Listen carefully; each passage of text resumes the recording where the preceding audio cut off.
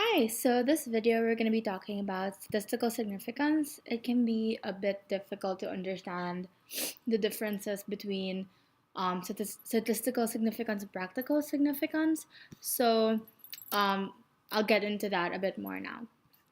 So, what does statistically significant mean, generally speaking? So, statistical significance refers to the conclusion a researcher reaches regarding how likely it is that they'd get a correlation of that size just by chance, assuming that there's no correlation in the real world. So, when we try to examine relationships between two variables, you want to make sure that the relationship, or if you find the relationship between those two variables, you want to make sure that that relationship is actually significant. It actually makes sense and it actually is applicable. So it's a process of inference between a sample and a population. It helps them evaluate the probability of the result. So basically, why we do why we do inferential statistics is so that we can infer from sample to population. So if the sample correlation is statistically significant, then we can also assume that it carries over to the population, which is what we're really trying to find out. Statistically significant results provide a probability estimate or p-value, which helps evaluate the probability that the sample's association came from a population in which the association is zero. If the p-value is less than 0.05, it's considered statistically significant because that means you probably didn't get it from a zero association. So the reason why we really go through this meticulously is because we don't want to make false positive assumptions so that we don't actually find a relationship where there is none. We want to make sure there is actually a significant relationship. A non-significant it's non-significant if the p-value is equal to or greater than 0.05. It means that we cannot rule out the possibility that the result came from a population in which the association is zero.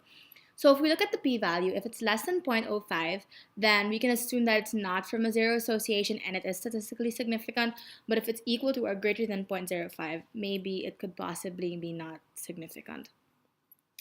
Statistical significance is also related to effect size. Usually, the more likely it is to be statistically significant if the effect size is bigger. So it is also related to sample size. Smaller samples may lead to statistically significant results even if they are not statistically significant. This can be because outliers affect smaller samples more than larger samples, so a relation may be influenced by outliers, and since the sample is small, it may seem as if there is a relationship, but there's actually none. So moving on, how is that different from practical significance? And what tools would you use to determine practical significance? So practical or clinical significance asks the larger question about differences. Like, are the differences between samples big enough to have real meaning? Or is this applicable or even useful in the real world? So the differences could be large enough to have some practical implications. So it is generally assessed with some measure of effect size. So two categories: difference measures and variance accounted for measures. So difference effect sizes means that simple mean difference, like the simple mean difference, so dependent on the scale of measurement, but it ignores the normal variation in scores. So you can overcome this by standardizing the mean differences or using z-scores. So you can also use confidence intervals, which can show you where the true value is most likely located.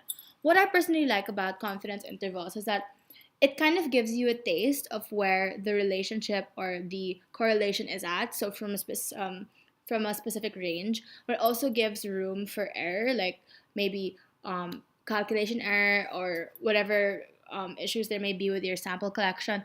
It gives you that range that is definitely like 95 or 99% confidence interval. So a very, very good guess of where the correlation might actually lie.